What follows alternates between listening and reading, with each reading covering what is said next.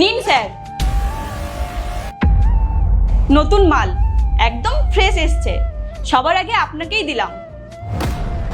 আরে বাহ, কি ব্যাপার, আজকাল এত ভালো কাজ করছিস? স্যার আপনি তো আমার রেগুলার কাস্টমার, আপনাকে তো খুশি করতেই হয়। নিন স্যার, এনজয়। আরে দাঁড়াও দাঁড়াও দাঁড়াও, একটু বসো, গল্প গাছা করি, আসো। স্যার আপনার আমার তো রোজকার ব্যাপার, নতুন এসেছে, একটু এনজয় করুন। আচ্ছা ঠিক আছে, যাও, আমি আসছি, যাও। ঠিক আছে।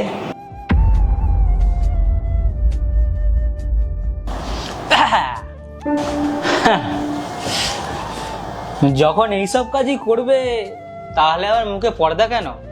সরাও। না না স্যার, আসলে প্রথমবার তো, ওই জন্য একটু কেমন লাগছে।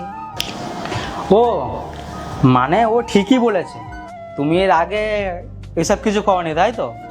ঠিক আছে, আমার কাছে তো এইসব রেগুলার হয়, আমি তোমাকে এক্ষুনি কমফোর্টেবল করে দিচ্ছি, দাঁড়াও।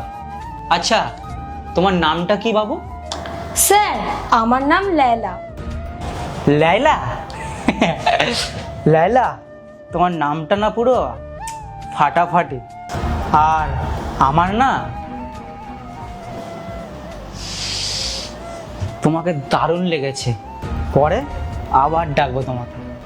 এই যে যেই মেয়েটা গেল না, ও খুব ভালো, জানিস তো, ও আমাকে সবসময় এনজয় রাখে, খুশিতে রাখে।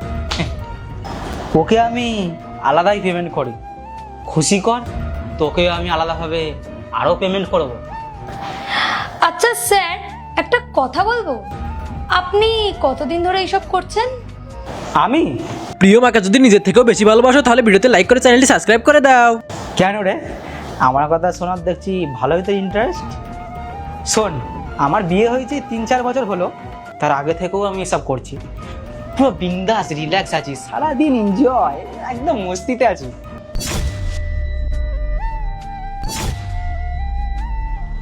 সাবিত্রী, তুমি এখানে? তুমি এখানে কি করছো, আর তুমি কবে থেকে এসব শুরু করেছো? নোংরা লোক একটা, এইসব কাজ না আমার না, এইসব কাজ তোমার। সন্দেহ তো আমি অনেক দিন ধরে করছিলাম, শুধু হাতে নাতে ধরতে পারছিলাম না। লজ্জা করে না না তোমার? বাড়িতে বাবা মা রয়েছে, নিজের ছেলে মেয়ে রয়েছে, আর তুমি এইসব করে বেড়াচ্ছ। তাই বলি, এতগুলো টাকা কোথায় চলে যাচ্ছে? তুমি তুমি তো এইসব মেয়েদের পেছনে ফুর্তি করে ওড়াচ্ছ। আর যেই মেয়েটা আমাকে এখানে নিয়ে আসলো না, সে কে জানো? সে আসলে আমার বান্ধবী। আরে বলবি তো কি হয়েছে?